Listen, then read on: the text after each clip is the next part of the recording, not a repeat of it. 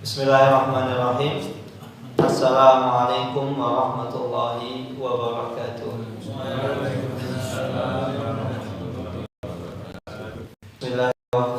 Wassalamu ala Rasulillah wa ala alihi wa sahbihi wa man tabi'ahum bi ihsanin ila yaumiddin, amma ba'du. Allahumma shrah li sadri wa yassir li amri wahlul 'uqdatam min lisani yafqahu qawli. Allahumma inna nas'aluka ilman nafi'an wa rizqan thayyiban wa amalan mutaqabbalan. Allahumma alimna ma yanfa'una wa zidna ilman wal huda wat tuqa was salaha ya rabbal alamin. Bapak Ibu yang dirahmati Allah Subhanahu wa taala, alhamdulillah summa alhamdulillah, segala puji hanya milik Allah Rabb semesta alam. Salawat dan salam tak lupa kita curahkan kepada junjungan kita, suri tauladan kita, Nabi Agung Muhammad sallallahu alaihi wasallam. Bapak Ibu yang dirahmati Allah Subhanahu wa taala, alhamdulillah kita masih dikumpulkan oleh Allah Subhanahu wa taala di Masjid Miftahul Jannah dengan disertai turunnya rahmat Allah Subhanahu wa taala. Dan semoga rahmat Allah Subhanahu wa taala ini kita yang ada di sini khususnya dan umumnya kaum muslimin mendapatkan berkah dan manfaat dari rahmat Allah Subhanahu wa taala yang turun pada sore hari ini. Amin. Allahumma amin. Bapak Ibu dirahmati Allah Subhanahu wa taala, kita lanjutkan kembali kajian kita di kitab Ahaditsul Akhlaq atau hadis-hadis seputar akhlak seorang muslim. Kita telah sampai pada hadis yang diriwayatkan oleh Abu Hurairah radhiyallahu taala anhu, anna Rasulullah sallallahu alaihi wasallam qala, bahwasanya Rasulullah sallallahu alaihi wasallam bersabda, idza matal insanu inqata'a amaluhu illa min thalathin. Apabila seorang hamba telah Allah Subhanahu wa taala wafatkan, inqata'a anhu, maka terputuslah amalan hamba tersebut. Artinya hamba tersebut sudah tidak bisa menerima amalan lagi. Artinya juga amalannya sudah tidak bisa bertambah dan sudah tidak bisa dikurangi. Illa min thalatin. Akan tetapi ada 3 pengecualian. Amalan seorang hamba ini bisa bertambah walaupun hamba tersebut itu sudah meninggal sekian ratus tahun, misalnya ribuan, jutaan, tapi amalnya masih bisa bertambah. Apa saja amalan-amalan yang bisa menambah pahala seorang hamba? Yang pertama adalah min shadaqatin jariyah, yaitu dari sedekah jariyah. Sedekah jariyah itu nomor Bapak Ibu sekalian, sedekah yang terus mengalir. Sedekah yang terus mengalir.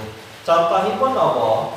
Contohnya sedekah yang terus mengalir. Contohnya adalah yang mudah, misalnya seseorang bangun masjid, atau seseorang misalnya menginfakkan hartanya di jalan Allah Subhanahu wa taala, bisa bangun masjid atau pembebasan lahan untuk perluasan masjid, atau misalnya untuk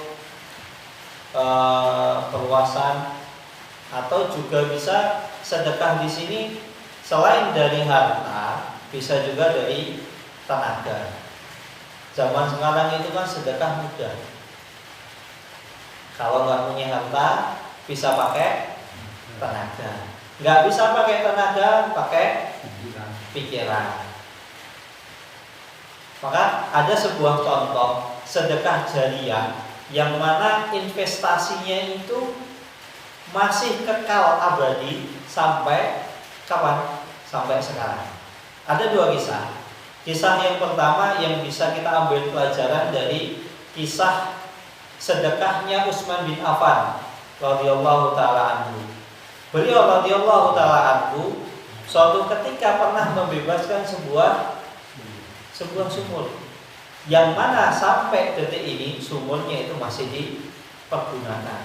Dan bukan hanya sumur, ternyata kebun kurma yang ada di sekitar sumur tersebut itu juga dibeli oleh Utsman bin Affan, kemudian dibebaskan.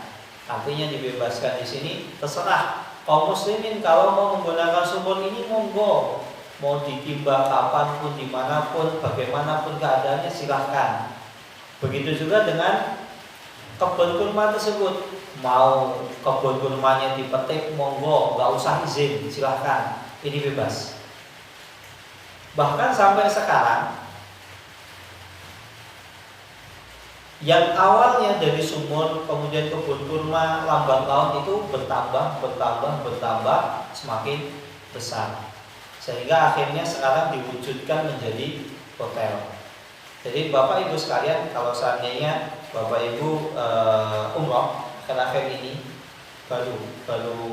belum lama ini di Madinah itu ada hotel di ring terakhir, ring 5, di dekat flyover Masjid Nabawi. Semoga nanti kita bisa ke sana semuanya. Allahumma amin. Di sana ada tulisannya waqfun li Sayyidina Utsman ibn Affan. Wakaf dari Tuan Utsman bin Affan radhiyallahu taala anhu. Hotelnya itu besar sampai sekarang. Coba bayangkan, Utsman bin Affan setidaknya 1400 tahun yang lalu sudah Allah. Tapi pahalanya masih mengalir. Maka ketika kita tahu ada amalan-amalan yang bisa mengalir sampai orang tersebut itu setelah meninggal, maka jangan sampai kesempatan ini hilang begitu saja dari kita. Kemudian kisah yang kedua adalah kisah pembebasan tanah yang digunakan untuk Masjid Nabawi. Jadi Masjid Nabawi, Bapak Ibu sekalian, dulunya itu tanahnya adalah milik 2 orang pemuda Ansor, kakak beradik. Nah, ketika itu ontanya Rasulullah SAW itu berhenti. Ketika misalnya kalau misalnya tunggangan itu berhenti kan biasanya langsung kalinya ditarik, ayo berdiri. Tapi ternyata onta ini nggak mau berdiri, tetap di situ. Akhirnya ternyata disinilah nanti yang akan dibangun Masjid Rasulullah SAW, Masjid Nabawi. Nah, itu tanahnya itu lokasinya strategis, bagus. Sebagai tuan tanah, kita punya tanah yang strategis, bagus. Itu secara cuan benefitnya ada. Apalagi ada orang yang pengen, itu udah nggak mungkin lagi, karena ontanya sudah berhenti di situ. Ontanya itu yang menuntut Allah Subhanahu Wa Taala, mengilhamkan sehingga itu nanti situ dibangun masjid. Kita sebagai tuan tanah misalnya Bapak Ibu sekalian, ada orang yang mupeng, pengen banget, pengennya itu, nggak ada yang lain. Kita sebagai tuan tanah, kira-kira kita nggak perlu harga buat Bapak Ibu sekalian. Ya, kita sebagai orang yang pikir ini cuan ini, untung bisa untung besar. Apalagi kita berdagang dengan Rasulullah. Nah, kita mau minta berapapun dikasih.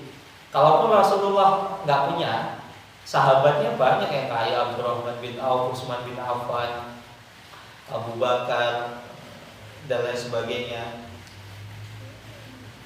Rasulullah langsung nawar, wahai saudaraku, bolehkah aku membeli tanah ini? Apa jawabnya? Nggak boleh. Tanah ini nggak dijual. Nah, terus lantas gimana? Kalau nggak dijual, kamu mau minta berapapun tak bayar. Enggak, tanah ini nggak dijual. Ternyata tanah ini nggak dijual. Lantas bagaimana kita mau membangun masjid? Ya memang mau bangun masjid.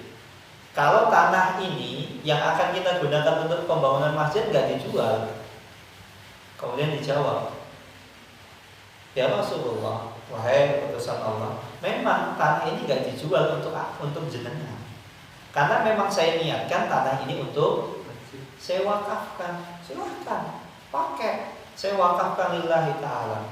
Coba bayangkan Bapak Ibu sekalian, tanahnya sampai sekarang itu masih dipakai orang. Sudah berapa tahun? Sudah berapa juta? Sudah berapa miliar orang yang menginjakkan kakinya di situ? Maka ketika ada peluang seperti pembangunan masjid, kita punya duit nih, kita sedekahkan, kita sumbang. Karena kita nggak ada yang tahu dari masjid ini tuh nanti, atau bangunan yang akan diwakafkan ini nanti, berapa juta, berapa ratus orang yang keluar dari masjid tersebut, lembaga pendidikan tersebut, yang akhirnya menjadi seorang dai, menyebarkan agama Islam, menjadi penunjuk kebenaran. Gak ada yang tahu. Maka ketika kita misalnya mindset kita akhirnya tanah yang segitu, kita nggak akan mikir tanah ini untuk Rasulullah, untuk agama Islam. Sampai sekarang masih dipakai. Sudah jutaan, mungkin miliaran orang yang menginjakkan kakinya di masjid Nabawi. Masya Allah. Dan sedekah ini tadi kan, kalau kita nggak punya harta bisa dengan tenaga. Kita bahu-membahu untuk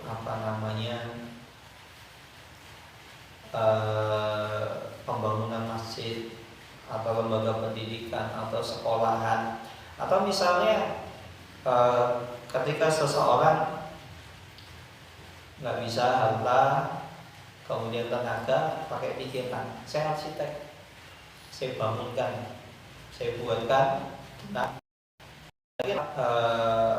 bangunan ini bagusnya sekarang, segini bagusnya seperti ini, sudah bagus.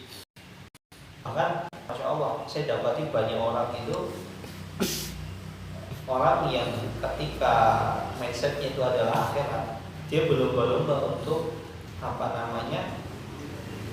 mendapatkan amal jariah, sedekah jariah.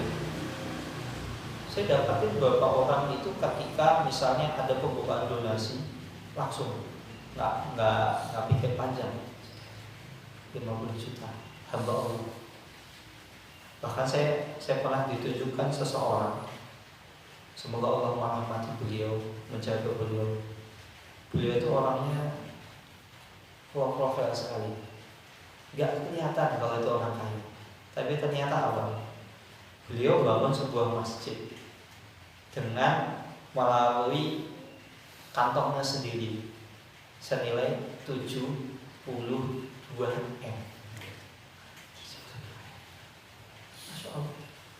Dan masjid sampai sekarang masih digunakan, bahkan ada beberapa tingkat, lantai 2 untuk kajian, lantai 1 untuk sholat, kemudian lantai 3 untuk kantong.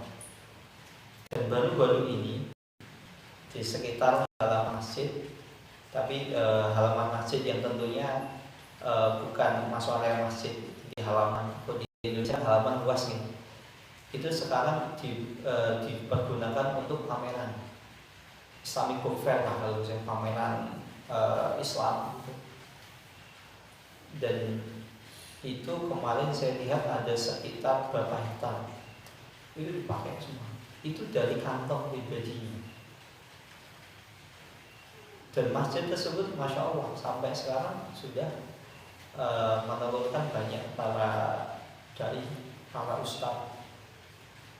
Insya Allah, semoga Allah merahmati beliau. Maka ini sedekah jariah yang jangan sampai seseorang ketika tahu disia-siakan, jangan sampai menyia-nyiakan kesempatan ini.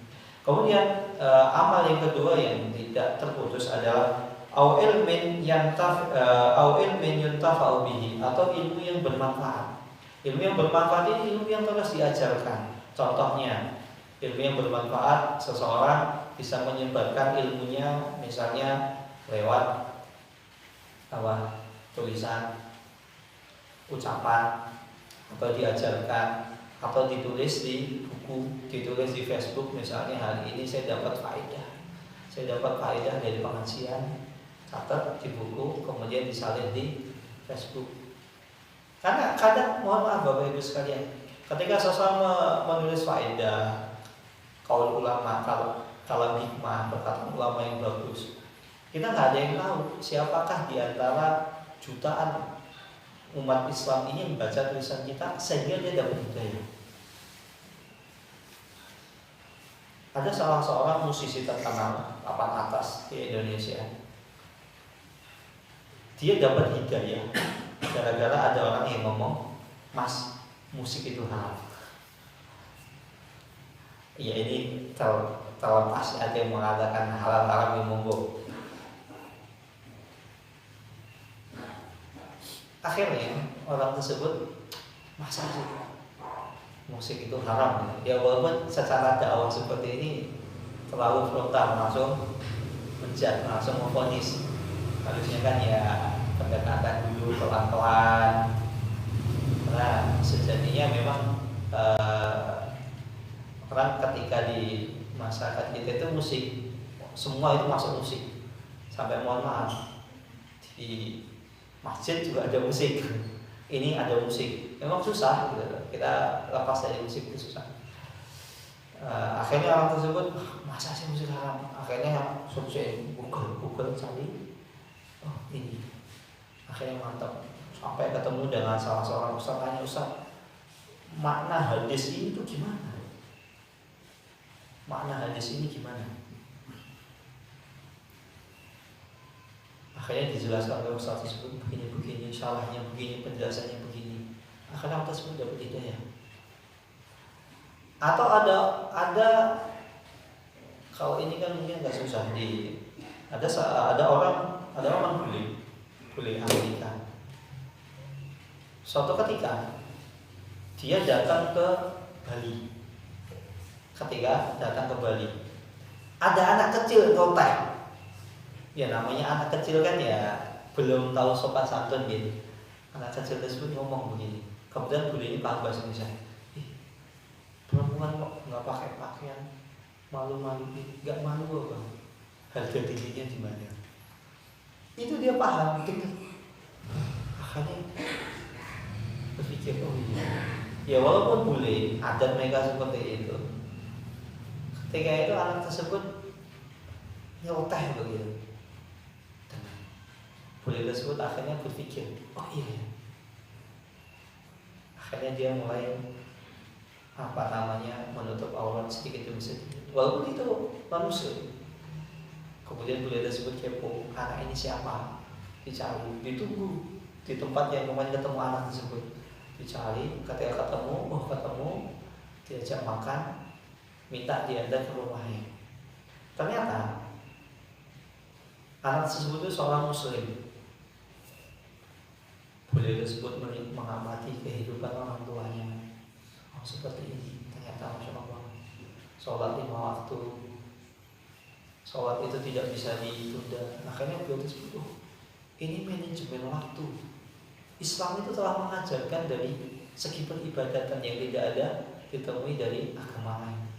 Akhirnya beliau tersebut tertarik, akhirnya masuk Islam.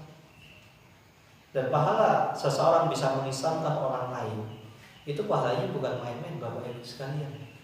Napa pahalanya pun kahumrin na'am, seperti onta merah. Onta merah itu zaman sekarang itu Lamborghini, mobil-mobil yang mahal, Lambo, Mercedes, BMW, itu nggak ada apa-apanya. Karena onta merah itu paling enggak 50 juta real. Silahkan 35.000. Pindah nih gue, pokoknya kayak mana gitu. Sekian T. Nah, kalau kita ketiban sekian T, kan Masya Allah. Itu satu. Ternyata misalnya bule tersebut balik ke negaranya, mengajarkan Islam kepada saudara-saudara, akhirnya masuk Islam, kita juga dapat kecipratan. Maka kan nggak ada yang tahu ilmu yang mana ini akhirnya membekas di dada seseorang, akhirnya orang tersebut mendapatkan hidayah masuk Islam. Kalau misalnya mohon maaf, kita mungkin untuk menyampaikan ilmu merasa kita belum layak. Terkadang kita saya belum layak ya untuk menyampaikan ilmu. Bisa dengan cara lain, menyebarkan misalnya clipping gitu. Clipping tulisannya seperti Pak Ade. Pak Ade kan juga nyebarin clipping tulisan Pak Ade Syakir. Masya Allah, clipping tulisan dikumpulkan. Nah, kalau mungkin kita belum merasa mungkin belum bisa menyampaikan ilmu atau tidak bisa, kita bisa misalnya ada buku, misalnya buku bagus, kita cetak, kita sebarkan, kita bagi-bagi, bisa. Misalnya yang paling simpel, banyak di kalangan kita ini jarang mengamalkannya. Namun itu buku Dzikir pagi petang. Ada yang hari ini baca Dzikir pagi petang? Wonten acara. Padahal Dzikir pagi petang itu manfaatnya Masya Allah Bapak Ibu sekalian, bisa menyelamatkan kita dari misalnya sihir, malapetaka, bahaya. Dzikir pagi petang itu kecil, bahkan ada yang saku di petang. Saya dulu ketika di pondok dibagi di petang, kecil, bisa dibaca. Kalau tidak dzikir pagi petang mungkin kegedean nih, kepanjangan, biayanya terlalu banyak. Buku dzikir setelah sholat, karena banyak. Di masyarakat kita itu dzikir setelah sholat tuh bingung, dzikirnya apa? Bingung. Ada dibagi, bisa setelah sholat dipakai dzikir, atau dengan cara lain. Saya kemarin ketika mampir di sebuah masjid di Madinah, saya lihat sebuah seperti layar di depan samping mimbar itu layar dzikir. Kalau mungkin pakai layar itu terlalu mahal, bisa pakai spanduk. Tapi kalau spanduk sepertinya enggak boleh. Kalau misalnya layar kan bisa dimatikan, ketika sholat dimatikan, setelah sholat baru dihidupkan, sehingga kalau bisa jadi ada lafaz Arabnya sekalian matiin.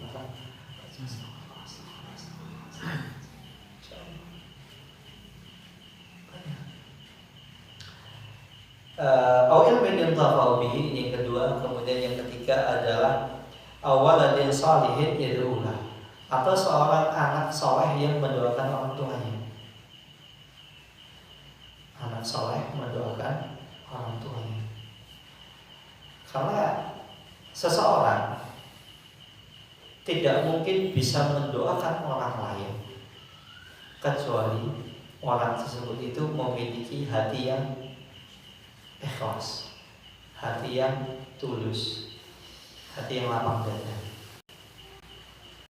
Ini terbukti banyak di antara anak zaman sekarang belum tentu dia mendoakan orang tuanya. Karena apa? Dia selalu mungkin bapak saya begini, bapak saya begitu. Kesalahan orang tua itu bukan tanggung jawab kita.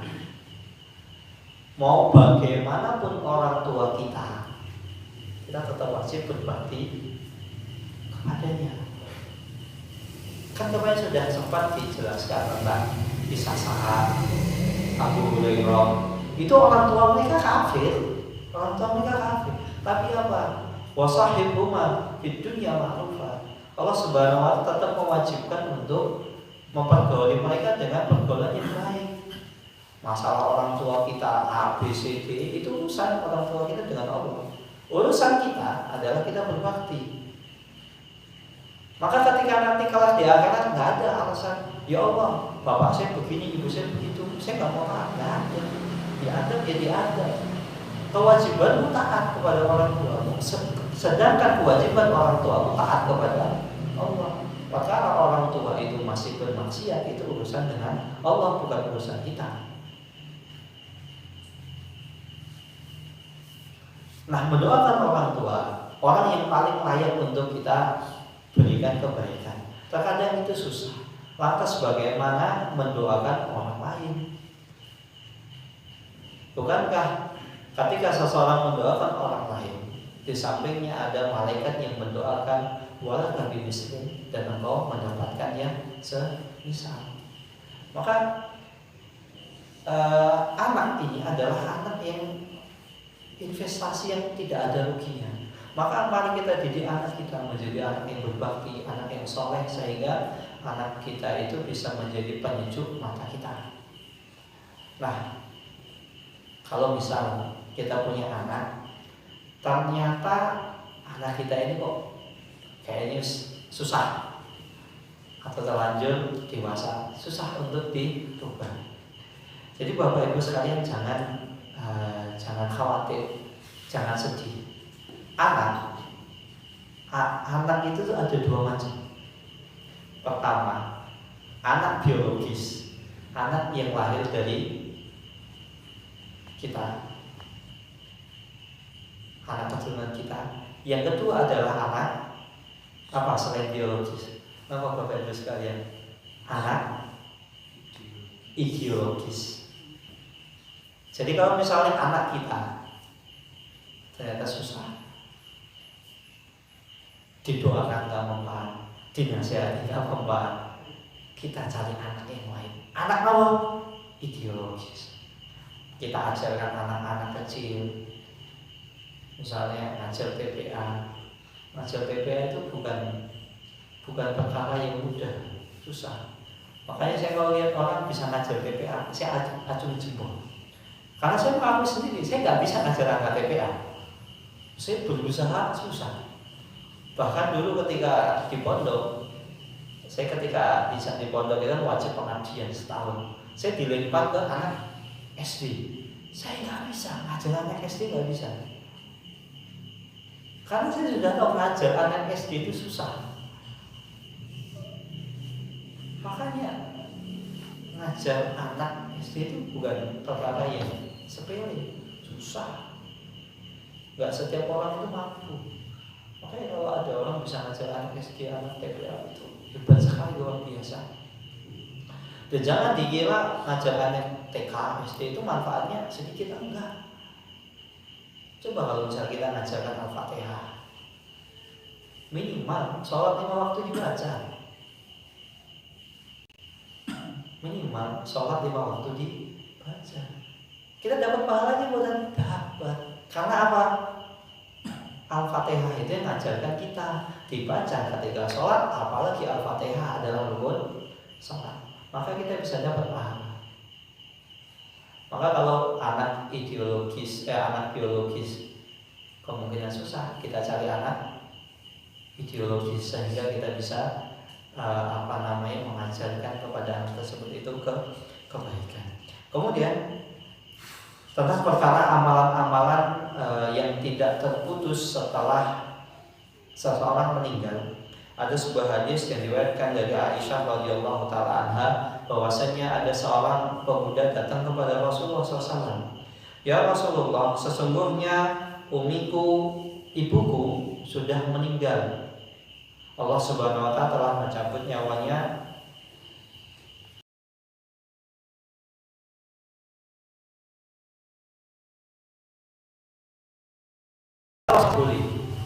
Maka Bapak Ibu sekalian, di sini bisa kita ambil kesimpulan bahwasannya selain 3 amalan tadi yang tidak terputus pahalanya itu sampai kepada orang yang sudah meninggal. Selain sedekah jariah, kemudian ilmu yang bermanfaat, ilmu yang diamalkan, kemudian yang sangat mendoakan orang tua, amalan yang pahalanya sampai kepada orang yang sudah meninggal, yaitu sedekah jariah dan haji dan umroh. Umroh ini masuk dalam haji, ini masuk. masuk dalam haji dan umroh. Tapi di sini masalah haji dan umroh itu ada persyaratan yang harus dipenuhi. Pertama, ketika seseorang ingin menghajikan mengatasnamakan orang yang sudah meninggal, yang pertama, orang yang menghajikan tersebut atau orang yang mengumrohkan tersebut dia sudah umroh dan haji sebelumnya. Kalau misalnya belum haji, misalnya dia belum haji, kemudian langsung menghajikan orang tuanya yang sudah meninggal, maka pahala hajinya tadi tidak sampai.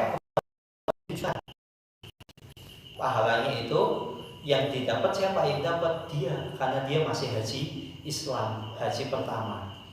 Itu yang pertama. Syarat pertama adalah orang yang menghajikan ini sudah haji atau umroh sebelumnya.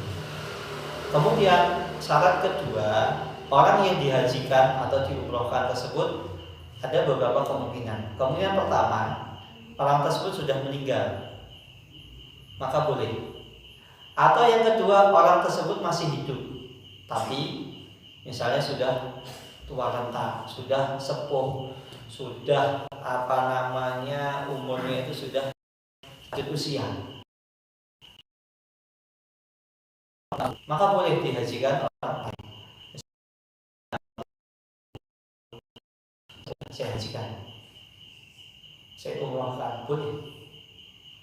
Itu dua syarat tersebut sudah pernah haji dan umroh, atau yang dihajikan dan umrohkan itu orang yang sudah meninggal atau sudah tua renta. Ini terlebih lagi bagi orang yang sering misalnya mondar-mandir haji dan umroh. Kalau haji, mondar-mandir haji kan zaman sekarang sepertinya susah. Umroh, kalau zaman dulu orang haji sering, umroh nah mungkin di absen kerabatnya siapa yang belum pernah umroh, nanti diumrohkan. Bagaimana caranya? Ketika masuk mikot dia meniatkan umroh tersebut atas nama orang yang diumrohkan tadi atau dihajikan. Labbaik Allahumma umrotan an fulan. Misalnya labbaik Allahumma umrotan an sinten yang mau dicontoh, Mas Riyadi misalnya, Riyadi bin siapa.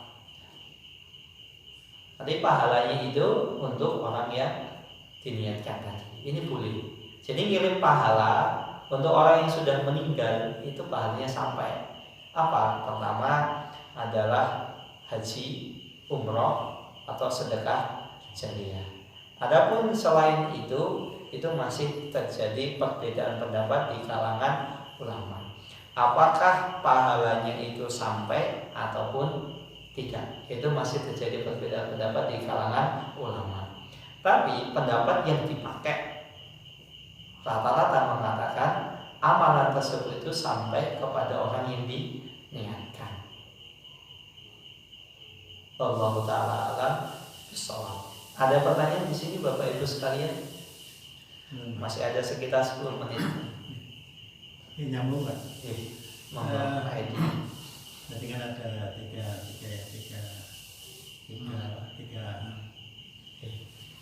anak, terus anak saya, yang manfaat. Yang anak yang soleh. Anak yang soleh. Ini kan tentunya menjaga sholatnya. Ya. Jadi ketika anak soleh itu kan melakukan perbuatan baik, ini kan kebaikan itu mengalir. Jadi sudah otomatis ngalir ke orang tuanya. Terus gini Mas. Nah ketika ada seseorang yang ternyata belum jelas masalah menjaga sholatnya, ini ketika mendoakan itu bagaimana?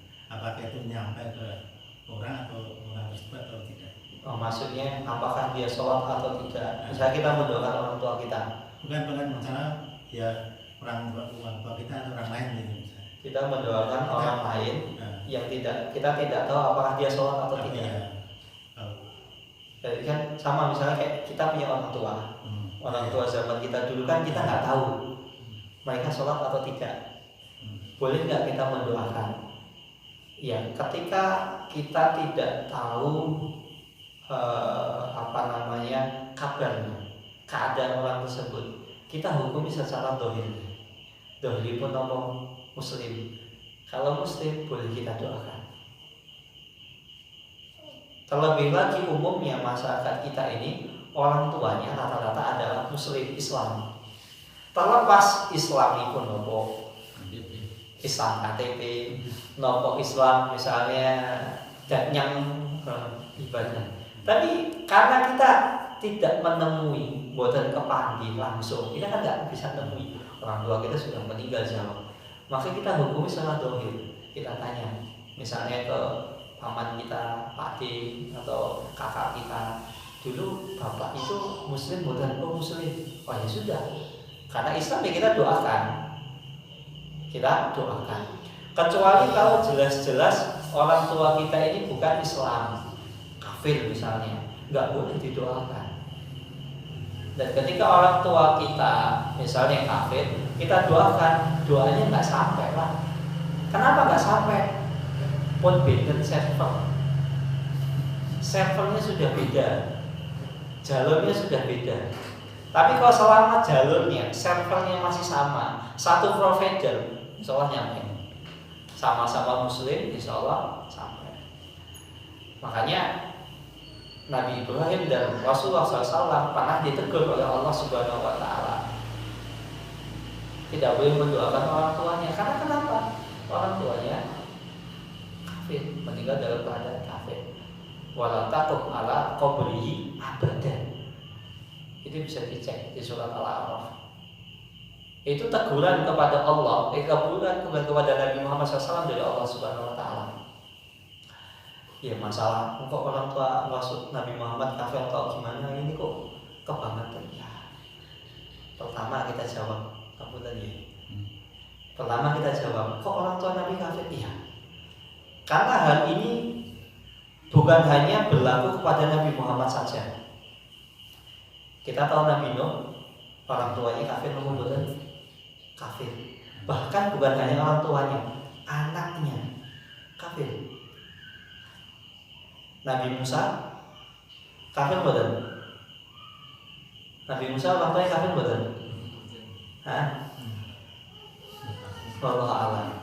Nabi Ibrahim bapaknya yang jelas-jelas kafir, pembuat patung, yang mana patung tersebut disembah sama kaumnya Nabi Ibrahim, jelas kafir itu, nggak diragukan lagi gitu. Beda kalau orang zaman sekarang bikin patung bisa jadi dia muslim, orang zaman dulu jelas. Maka itu berlaku bukan hanya kepada Rasulullah, nabi-nabi sebelumnya itu sudah ada gitu loh. Jadi kalau misalnya Nabi Muhammad kemudian orang tuanya kafir, ya sudah lah, sebelumnya sudah ada kok nabi-nabi sebelumnya, bahkan jelas. Dan itu bukan hanya kalau Rasulullah, pada nabi yang lain. Bahkan tadi Nabi Nuh, anaknya sendiri itu kafir. Nabi Lut, istrinya sendiri itu kafir, bahkan menjadi germo. Germo atas ya. Germonya, mohon maaf kalau pelajaran kan ya masih normal lah, walaupun itu maksiat. Laki-laki dengan perempuan. Istrinya Nabi Lut, germonya nama sesama jenis. Bisa dibaca di kisahnya Nabi Lut. Itu jelas-jelas kafir, bangkang kepada Nabi Lut. Maka ketika kalau Rasulullah, ya sangat tidak itu pertama itu sudah ada sebelumnya. Kedua, yang mengatakan orang tua Nabi Muhammad SAW kafir itu Rasulullah sendiri. Hadisnya sahih, dan bukan hanya 1-2 hadis saja, ada beberapa hadis. Kemudian diabadikan di Al-Quran. Ya, buktinya sudah tertawil-wil, ya sudah, karena Al-Quran mengatakan begitu, Rasulullah sendiri mengatakan begitu, dan itu berlaku bukan hanya kepada Rasulullah, ya sudah, kita menyampaikan sebagaimana adanya, mesti sebagaimana adanya, begitu ya sudah. Maka kalau sudah orang tua atau anak itu sudah beda server, maka sudah tidak sampai. Beda kalau misalnya servernya masih sama. Wallahu ta'ala alam bisawab, tetap kita hukumi secara dohirnya. Terlebih lagi orang tua kita umumnya itu muslim, umumnya muslim. Wallahu ta'ala alam. Kalau dibalik, sebenarnya anaknya kan kafir gitu, terus Nah, kalau anaknya kafir, mendoakan nyampe, doanya nyampe. anaknya kafir mendoakan orang tuanya, nyampe enggak? Nah, sampai doanya sampai.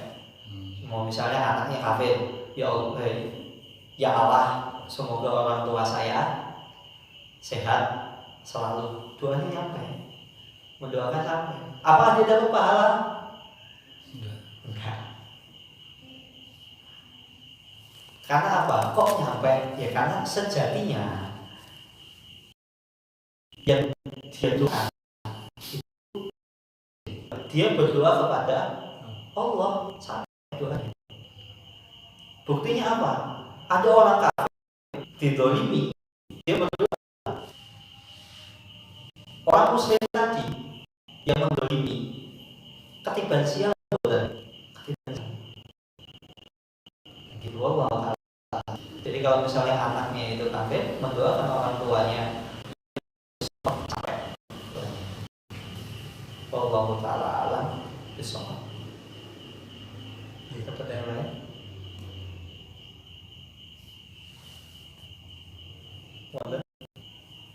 Tidak ada. Keluar dari tema ya Ustaz. Oke, boleh keluar dari tema. Ini Atau kalau nanti ada pertanyaan bisa setelah sholat. Ini kebetulan kan ada seorang imam yang istrinya ahli kitab gitu. Istrinya ahli kitab. Terus untuk kita itu hukumnya gimana bermakmum dengan imam sholat. Ternyata istrinya non muslim misalnya. Boleh enggak? Ya boleh, karena imamnya muslim. Imamnya muslim. Ya boleh. Ya kita sholatnya sah selama sholatnya terpenuhi. Sampai sholatnya terpenuhi. Itu nanti pembahasannya panjang. Itu secara dohir sah, sholatnya sah. Wallahu ta'ala alam. Kalau ada yang lainnya yang mungkin ada yang lebih mungkin yang lebih baik lah untuk dibanding. Ya kalau ada yang lebih baik, ya lebih baik ganti ya. Ini apa masalah di sini? Ya kan, saya perlu tahu dulu, nanti malah jadi heboh nanti. Viral. Malah nanti bikin pakoro gitu kan. Ya. Secara ini sah, hukum sholatnya sah. Kan ada juga kan orang muslim istrinya kafir ada. Tapi ketika dia baca apa namanya Al-Quran, itu makhluknya benar, tajwidnya benar, rukun syaratnya itu terpenuhi, ya sah gitu loh. Nah, terus gimana dengan istri yang kafir? Itu urusan dia gitu loh. Urusan dia dengan Allah Subhanahu wa Ta'ala. Tapi urusan kita adalah sholat kita sah apa nggak sah? Sholat kita sah. Wallahu ta'ala a'lam bishawab.